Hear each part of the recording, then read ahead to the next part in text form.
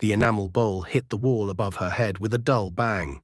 It was a sound that broke the tight, dangerous silence of the tiny, hot room. Aisha quickly pulled up her arm to protect her face, a movement she had learned by heart, knowing a blow was coming. Her stomach clenched with the double pain of hunger and fear. The air in the one-room apartment was heavy and thick, smelling of old kerosene and the hopelessness of dirty, unwashed clothes. Aisha was a wife and mother of two, a woman whose small, quiet strength was usually hidden by constant bone-deep worry. Her days were spent doing back-breaking laundry work for others, earning just enough to buy the next handful of rice. Tunde, her husband, stood over her. His eyes were red and glazed, fueled by cheap local liquor and the sour, burning anger of his failure. He had been fired again, caught stealing a small amount of money, a miserable 2,000 naira, from the cement store after barely a week. The money, the last hope for food this week, was gone. "You useless woman," Tunde roared, his voice thick with self-pity. "Did you see how hungry I was? I asked you to hold the money. Is that too much for a wife to do?" Aisha slowly lowered her arm. Her voice was flat, exhausted from fighting a fight she had already lost 1,000 times. "Tunde, I didn't hold the money. We have nothing. The landlord was here this morning. If we don't pay half the rent by tomorrow, we will sleep on the street, and Junior needs medicine for his cough. It sounds worse." The mention of bills and their sick son only fed his fury. Tunde didn't want solutions. He wanted a person to blame. He backhanded her across the mouth, a hard, brutal blow that snapped her head sideways and sent a jolt of sharp pain down her neck. She tasted the metallic tang of blood instantly. She fell backward, landing hard on the thin, dirty floor mat, the impact stealing her breath. "Always complaints, always making me look bad," he screamed, taking the 4 necessary steps to pace across the small space. "You look at me like I'm trash. If you can't look after a home, if you can't offer comfort, then what good are you?" Aisha did not cry. She hadn't cried in months. The tears had dried up and turned into a cold, hard knot in her chest. She looked at the cheap plastic clock hanging crookedly on the wall. 9 p.m. Her 2 children, 8-year-old Junior and 5-year-old Kemi, stayed silent. Stiff figures huddled under a thin blanket in the corner, shaking with a fear that was worse than her pain. That fear was her turning point. "The shame is yours, Tunde," she said quietly, forcing herself to sit up, ignoring the dizziness. The words were soft, but they ripped into his false pride. "The shame is the empty pot, the broken door, and the sickness in our son that you pretend not to see. You use the food money to gamble." He stopped pacing, his face twisted into a look of complete toxic fury. She had attacked his pride as a provider, the only identity he had left, which he always defended with violence. "Get out," Tunde shouted, kicking the small bag of yams near her feet. "I can't stand to look at your sad face anymore. Take your crying children and leave my house, now." Aisha stayed seated. She knew arguing was pointless.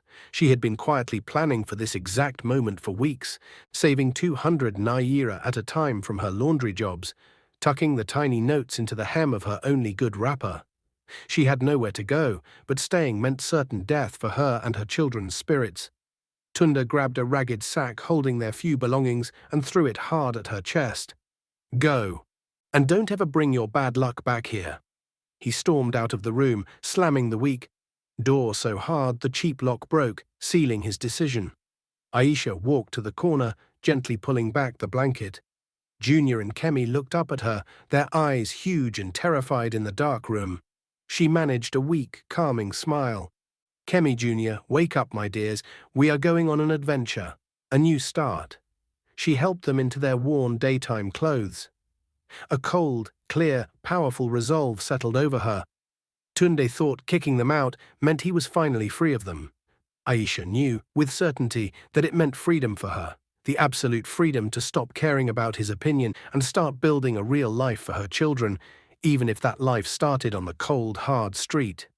The night air was heavy and thick with the overwhelming smells of the slum. Rotting trash, open drains and smoke from countless cooking fires. Aisha held her children's hands so tightly her knuckles hurt as they walked down the narrow, muddy path with no real destination. Junior shivered despite clinging to his mother, his cough rattling harshly in his thin chest. Kemi cried softly, scared by the deep darkness and the strange, unseen noises. Aisha stopped under the weak, bright light of a street lamp near the main market entrance. This was it, the absolute bottom. She had no money, no food, and no idea where to sleep. The sack Tunde had thrown at her held only 2 threadbare blankets, a broken cup, and Junior's worn school exercise book. She found a hidden spot behind a vendor's closed stall where the shadows were deepest and the ground seemed relatively dry. She spread out one blanket, placed the children close together in the center, and covered them with the second. She sat upright, leaning against the cold metal wall, forcing her face to look calm, even though her heart was pounding wildly. She knew she had hours, maybe minutes, to find a path forward. Her mind searched frantically for options, dropping each one like a hot coal. Her parents were gone. Her husband's family had always treated her like a servant and hated her. There was only one long shot left, her cousin Bola, who lived in a slightly better neighborhood across the main road.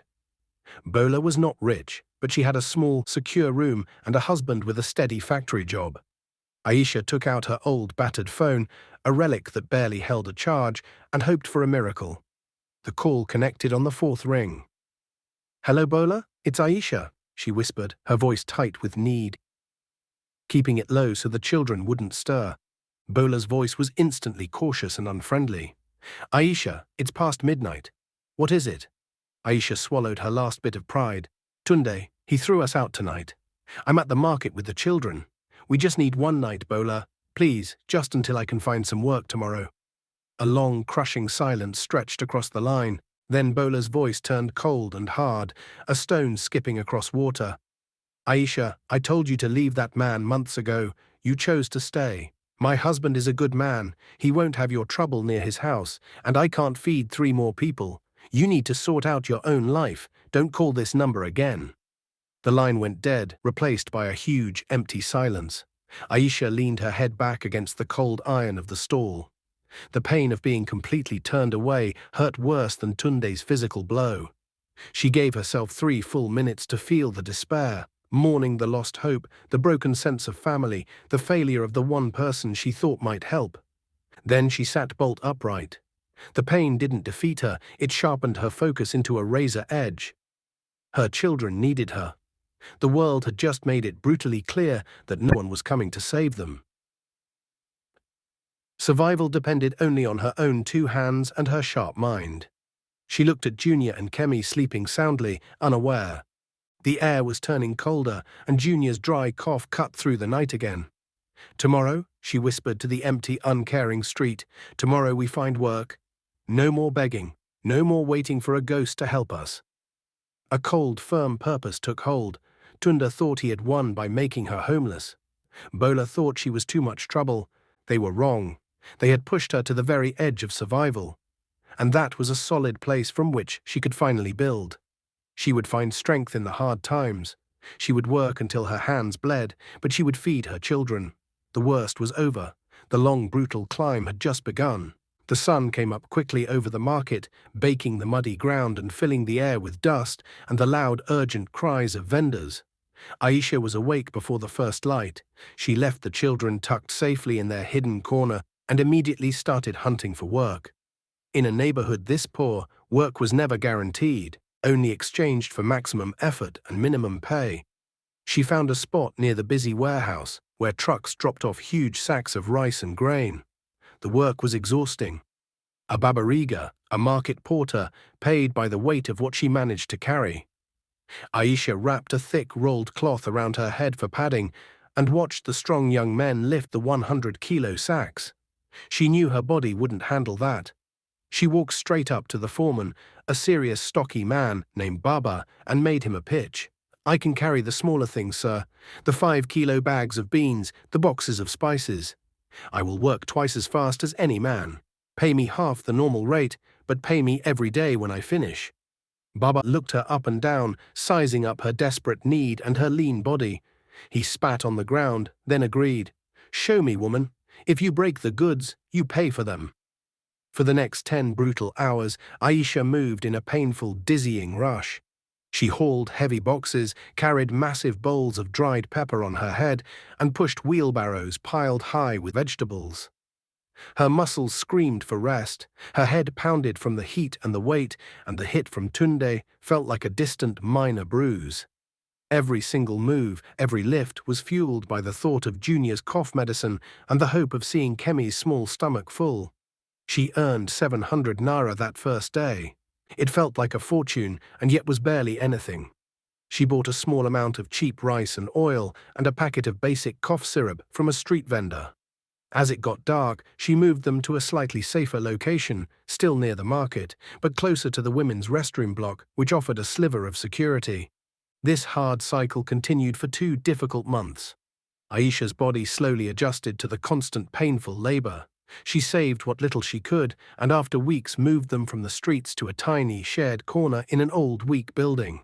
A single space separated by a thin curtain that cost 2,000 naira a month. It was dirty, but it had a roof. Her biggest ongoing problem, however, was Tunde. He was a hungry, angry shadow. One evening, after she had collapsed onto her mat, carefully counting the small pile of daily earnings, the thin curtain separating her space flew open with a yank.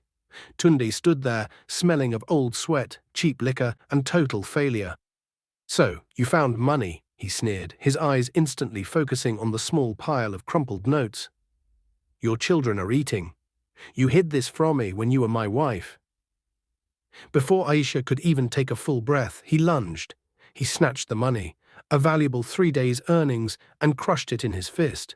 "Tunde, please, that's for Junior's school registration next week," she pleaded, scrambling to her feet and grabbing his wrist, desperation making her strong. He just laughed, a dry, harsh sound that held no humor. He slapped her hand away and shoved the notes deep into his dirty pants. "I am the father. I own this money. You owe me for the rent I paid." He totally ignored the fact that he had paid nothing and was the reason they were poor. He didn't hit her this time. He simply stole her last bit of hope and walked out, leaving behind the bitter smell of liquor and the deep, sickening feeling of being completely powerless. Aisha sat back down, numb. She had lost that round, but not the whole fight. The theft didn't break her. It gave her a furious new push. It made her realize that being geographically near Tunde, even in poverty, was a deadly, constant weakness. She needed to move, not just a few meters, but financially, socially, and physically, to a place he could never find. She needed something more than porter work. She needed a clean, sure way out of the slum's strong, pulling darkness. Aisha knew the market work was a dead end. It paid for daily food, but offered no way forward and left her completely open to Tunde's greedy attacks. She started asking around, looking for any work that paid a fixed, steady wage, even if it meant traveling long distances and working incredibly long hours. She heard about an opening through a woman she barely knew, a cleaning job with a respectable property management company that managed the big, expensive high-rise buildings in the main city center. The job was demanding, cleaning corporate offices, but it promised a fixed monthly salary, health insurance, a huge, shocking benefit, and 2 days off a week. She got the job and started taking the long, painful commute. Her day began at 4 a.m. to catch the earliest, cheapest bus and ended well after 9 p.m. when she dragged herself back to the slum. The work was physically tough, but the buildings themselves were clean, spotless, and strangely quiet. A deep, welcome change from the noise and filth of the market. Her main task was the 15th floor of a huge tower owned by Obi Holdings, one of the nation's biggest companies. The entire floor belonged to the CEO, Mr. Chidibere Obi, a man widely known for his wealth, power, and reputation for honest business. Mr. Obi was rarely in the office before 9 a.m., but Aisha would sometimes see him arrive early. He was a man in his late 50s, dressed impeccably, moving with a quiet power that earned respect without him needing to shout. He had kind, steady eyes that looked directly at people, a sharp contrast to the rich men she usually saw, who looked right through her as if she were air or part of the furniture. Aisha was meticulous. She didn't just wipe surfaces, she polished them until they shone like mirrors. She didn't sweep, she looked hard for every microscopic speck of dust. She knew this floor was her only bridge out of poverty, and she treated her work with the reverence of a desperate woman.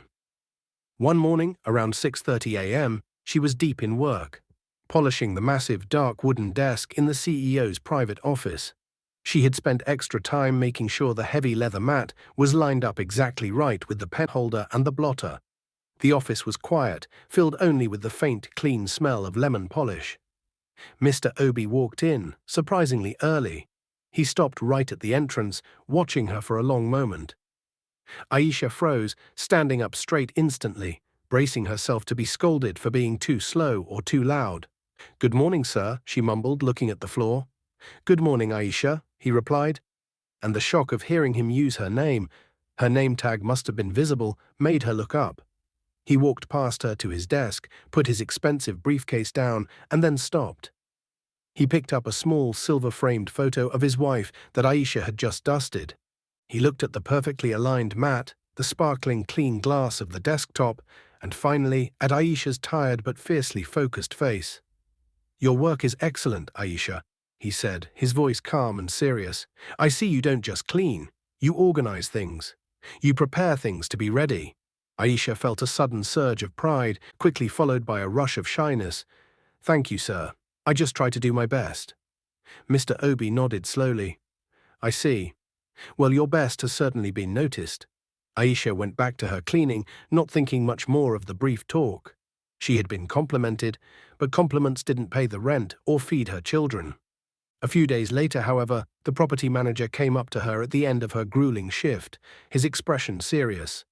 "Aisha, Mr. Obi has personally asked that you be the sole cleaner for his floor going forward. He also requested your full work history from HR. Says you have the potential to manage things at an executive level." Aisha felt the floor tilt underneath her feet. She had been scrubbing toilets and dusting shelves for months, desperate to save enough for her son's school start. Now a man of power and reputation had looked past her dirty uniform and tired face and saw something else: value. It was the crack of light she had been hoping for, a small, tiny chance to leave the darkness of her life behind. A week after the first compliment, Aisha was called to the Human Resources Office of Obi Holdings.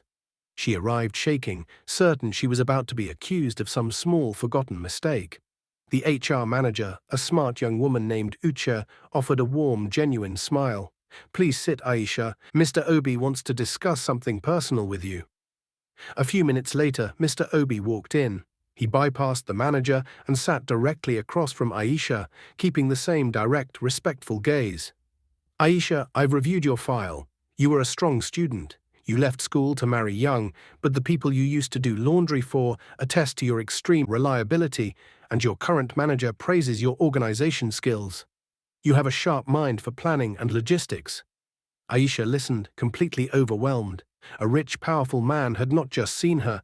He had investigated her life and found the fragments of the person she once was. "The truth is, Aisha, Mr. Obi continued, leaning back slightly, my charity, the Obi Children's Trust, is opening a new residential center for displaced families. We need someone supremely reliable to manage the launch logistics, tracking supplies, setting up security protocols, and ensuring the building is ready for people to move in. This is not charity. It is a demanding role that requires absolute trust." He gently placed a paper on the table. "I want to offer you the job of logistics coordinator for the new center. The starting pay is 4 times your current cleaning wage, and it includes a full benefits package for your children's health and schooling, provided they remain enrolled." Aisha could only stare at the paper. 4 times her salary. Money for school. She thought instantly of Junior, pale and still coughing, and Kemi, who desperately wanted a brightly colored school bag. This was not a dream. It was a solid, undeniable path out, built entirely on the merit of her own hard work. "Sir, I haven't done logistics before," she finally managed, her voice barely a breath. "I'm just a cleaner." Mr. Obi nodded, his expression softening slightly. "You have managed a family with 2 children, a violent husband, a demanding job, and homelessness, all without collapsing.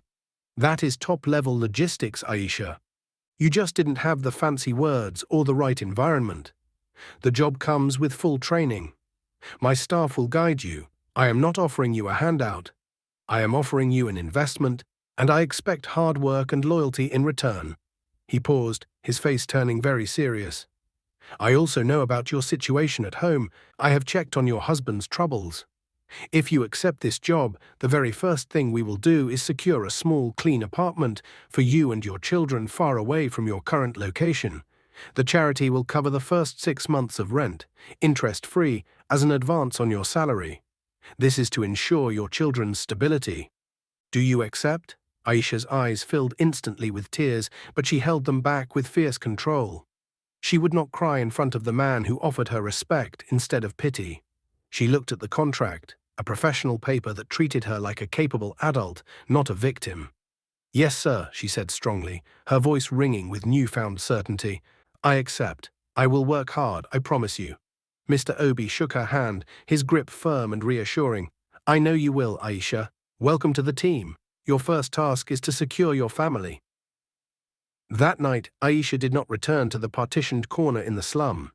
A driver from Obi Holdings took her to a small, newly painted 2-bedroom apartment in a safe, quiet suburb, simple but clean, safe, and miles away from Tunde's reach.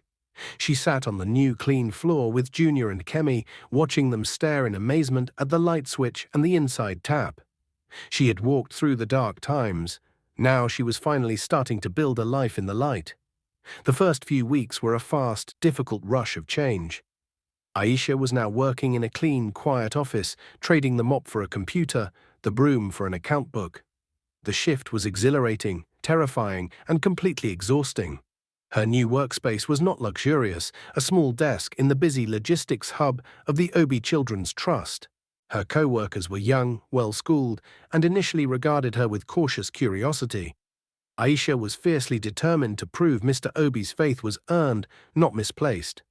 The training was intense. She learned how to navigate a basic spreadsheet, how to track supplies using a computer inventory system, and how to write clear, professional emails. The task of launching the new family residence was huge. Getting furniture delivered on time, ensuring the utility connections worked perfectly, managing the builders' schedules, and staying within a tight budget. Aisha quickly discovered that the same careful, meticulous focus she used to clean and organize the CEO's office worked perfectly for her new role. She was naturally organized and unbelievably hard-working. She stayed late every night, long after her immediate supervisors had gone home, teaching herself the software and planning the next day's tasks with painful precision. She didn't want charity or pity from her co-workers. She earned their respect through sheer, non-stop effort. The biggest relief, however, came from the stability she could now offer her children. Junior and Kemi were quickly enrolled in a nearby public school. A clean, well-stocked school. Junior's persistent cough began to fade with regular good food and medicine, and Kemi, now wearing a bright, clean uniform, came home every day bubbling over with new stories and songs. They had their own beds, their own small table for drawing, and enough nourishing food on the plate. The biggest change was internal. The physical bruises from Tunde were long gone, and the internal scars were beginning to heal. Her face, no longer perpetually tight with stress and fear, looked softer, younger. She started wearing the neat, professional clothes provided as part of her uniform, simple skirts, clean pressed shirts. Her co-workers saw a capable woman with quiet confidence, entirely unaware of the brutal fight that had brought her to this office. The work felt purposeful. She wasn't just managing files. She was setting up a safe haven for families exactly like the one she had been forced to leave. She used her own experience as a guide to know what they truly needed. Pushing to make sure the water pressure was strong, focusing on a functioning communal kitchen, and fighting for a small, secure play area for the children. She was building the safe home she and her children had never had. Aisha's relationship with Mr. Obi remained strictly professional. She saw him occasionally in charity meetings. He would greet her warmly, asking focused questions about the building's progress, never once mentioning her personal life, respecting the crucial line between offering a chance and being intrusive.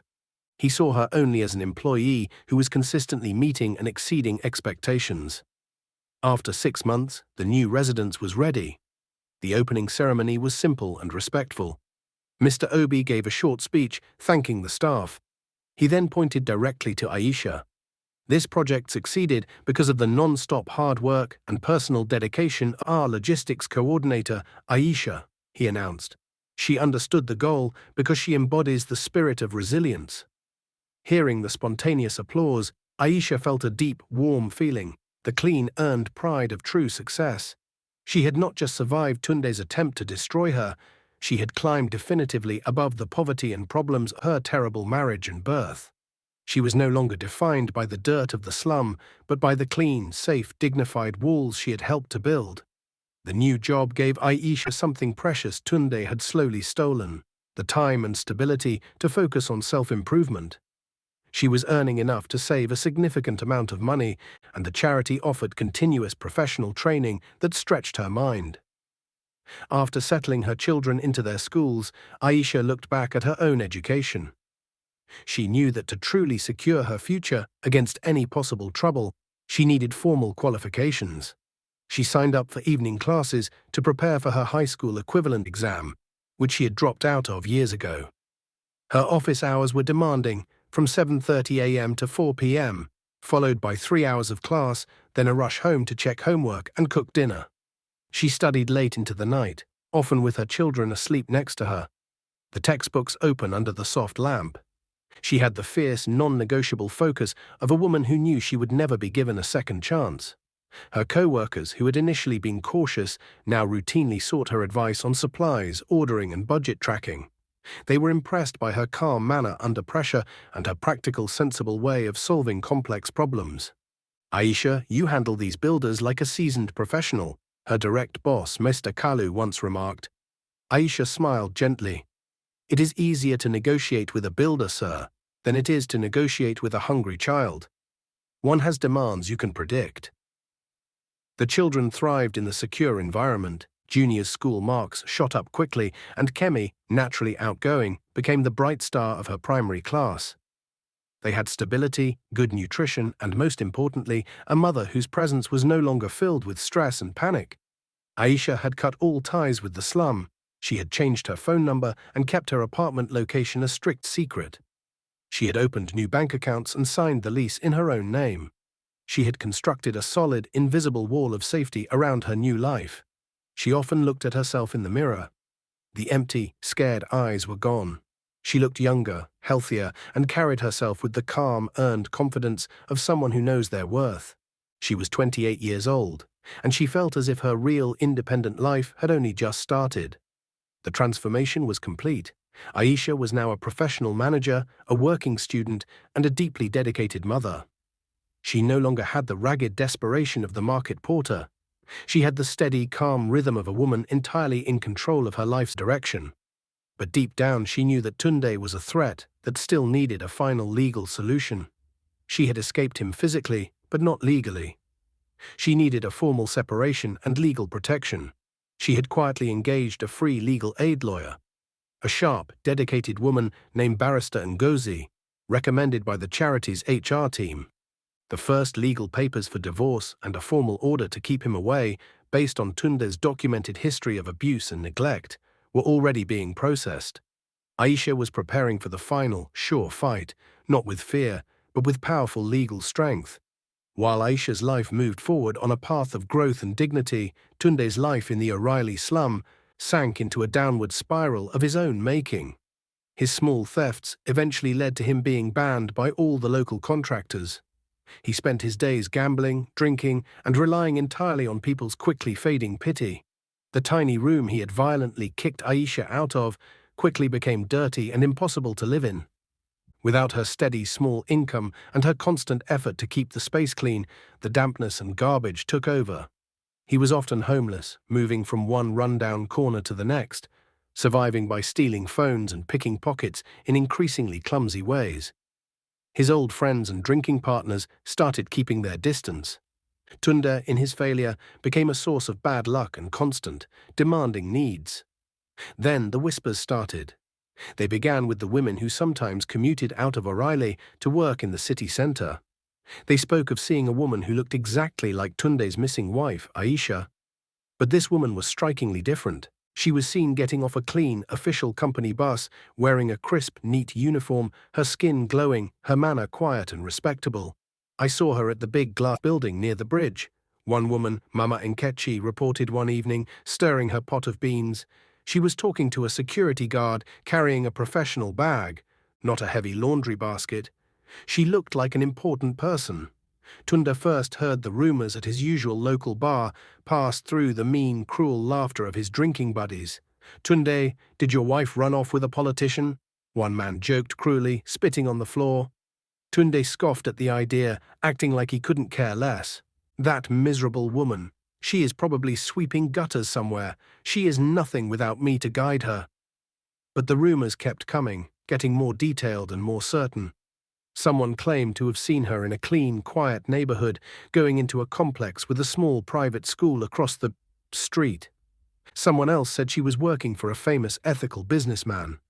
The whispers slowly combined into a sharp, undeniable truth.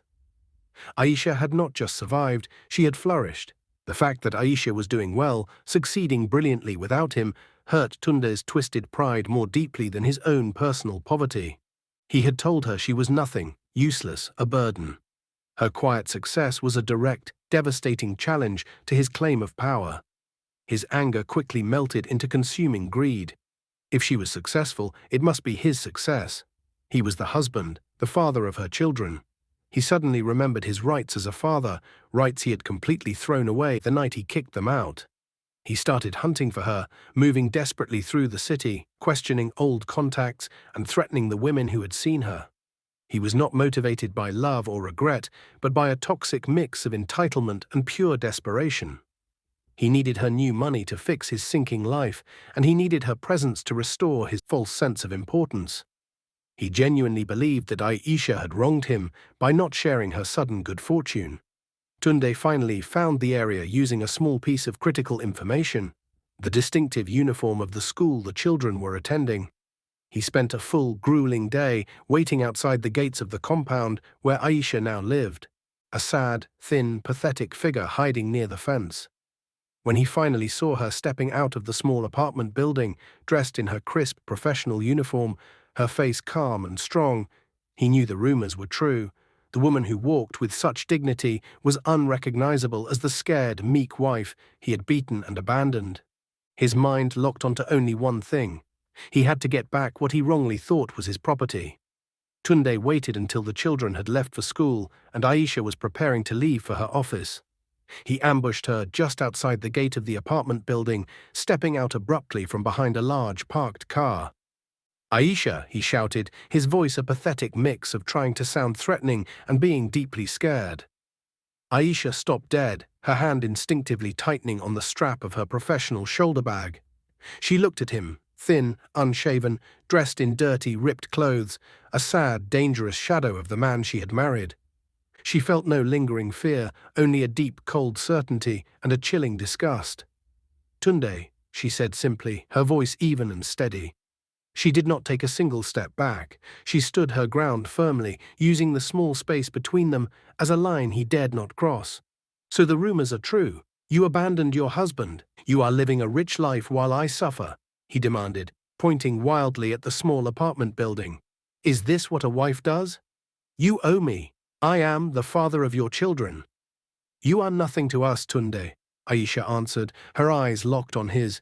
"You threw us out like trash. You stole the last money I had for food. You refused to pay for your sick son's medicine. You were never a husband or a father. You were only a problem."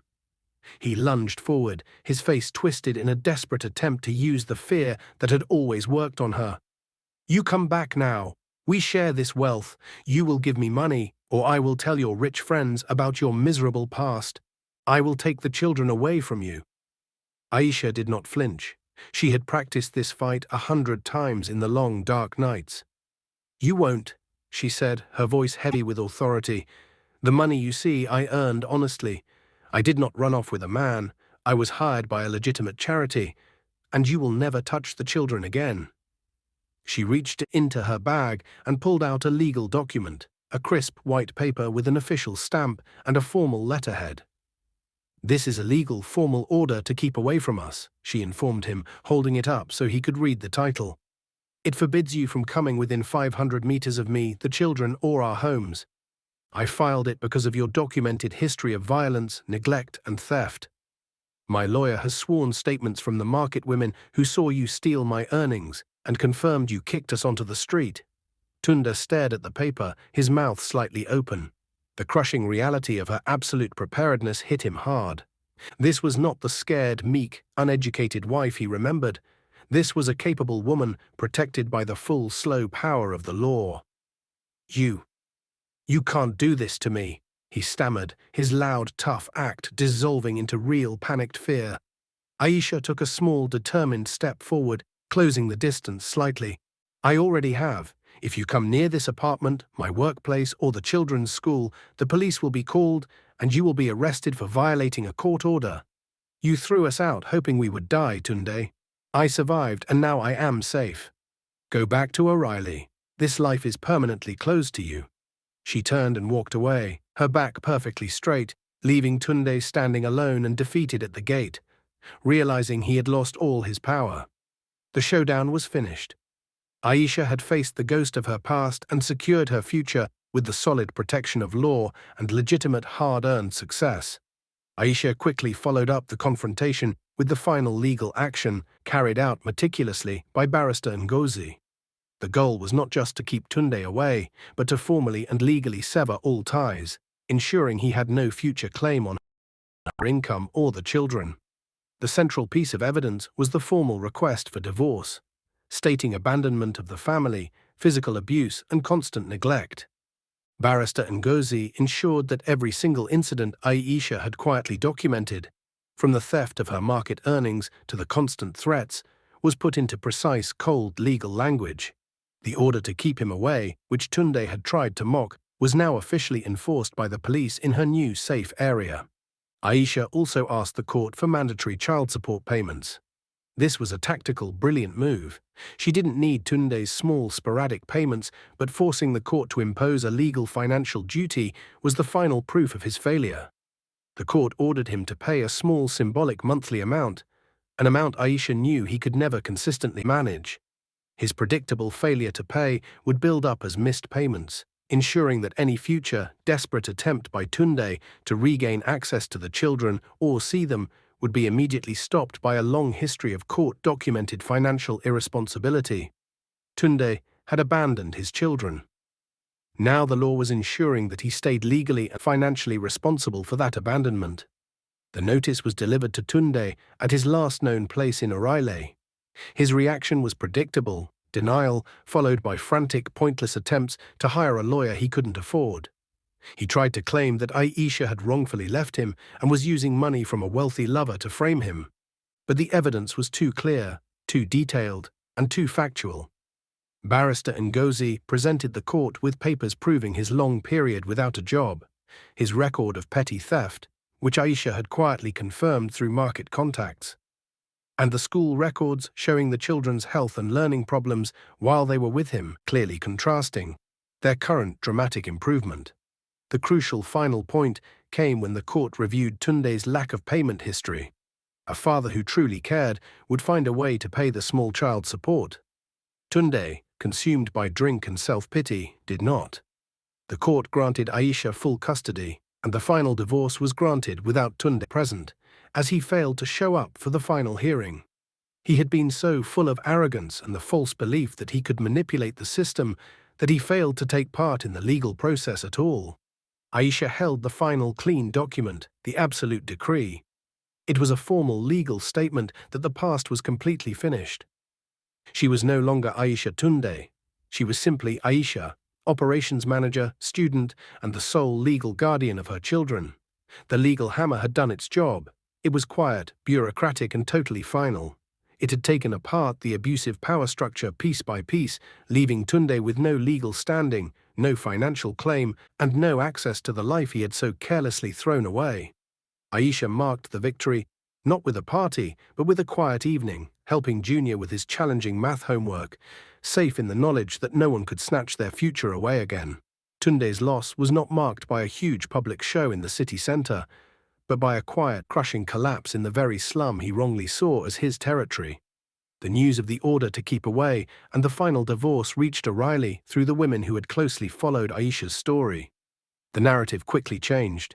Aisha hadn't run away. She had escaped, succeeded, and legally defeated Tunde. The man who had bragged about his strength and thrown his family onto the street was now legally forbidden from seeing them.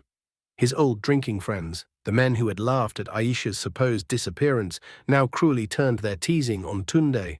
The violence he had used to mask his failure was now public knowledge, confirmed by the official police reports connected to the court order. "Look at Tunde," a former friend, Chinedu, sneered one afternoon. "The great man who sent his wife to sweep the street. Now she's a respectable lady, and he's terrified of a piece of paper. You thought you owned her, but she bought her own freedom with her own hard work." The shame was unbearable.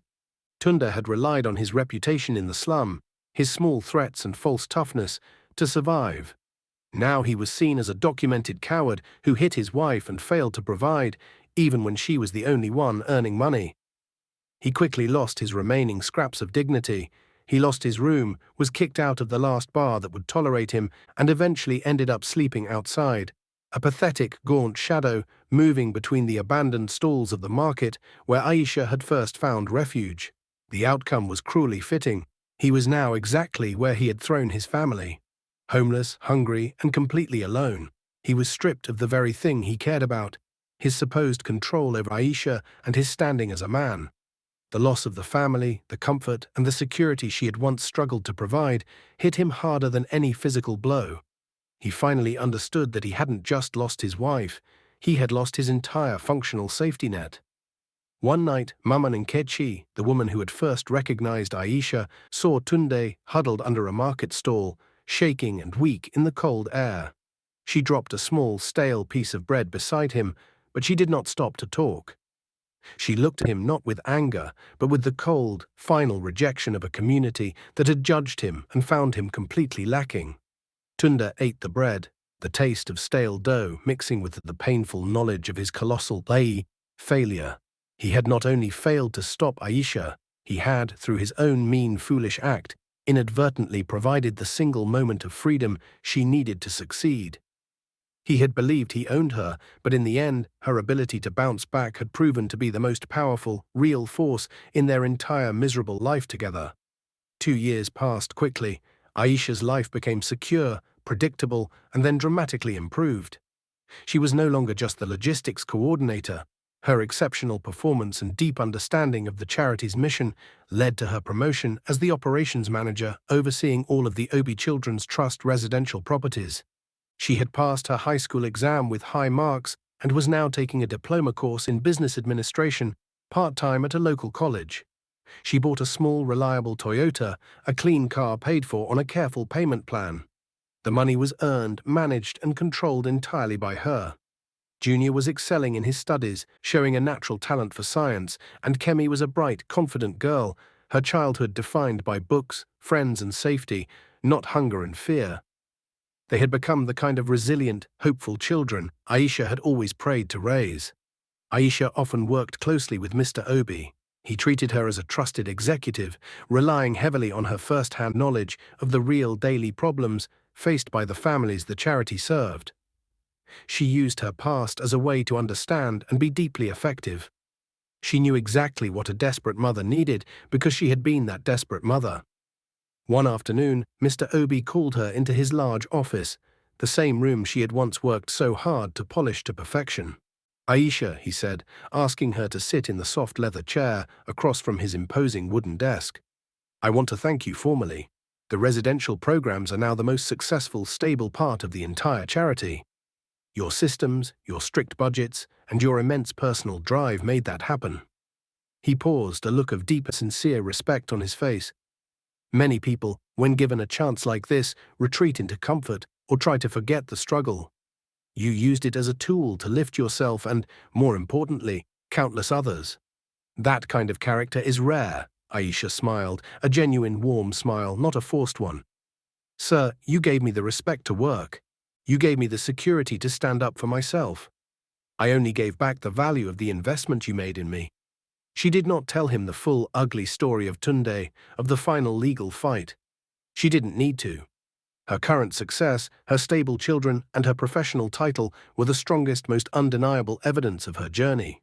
She now lived in a quiet, single bungalow with a small fenced garden, where the children played safely. She had moved definitively past merely surviving and into truly thriving.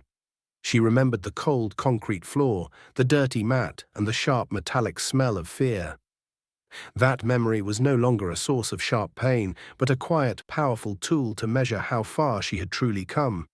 Aisha sat on her porch swing in the early evening, watching the sunset cast a warm, orange glow over the small fence. Junior was reading quietly on the steps, totally engrossed in a novel, and Kemi was happily watering the small tomato plants she had grown from seed. Peace, she understood, was not the absence of problems.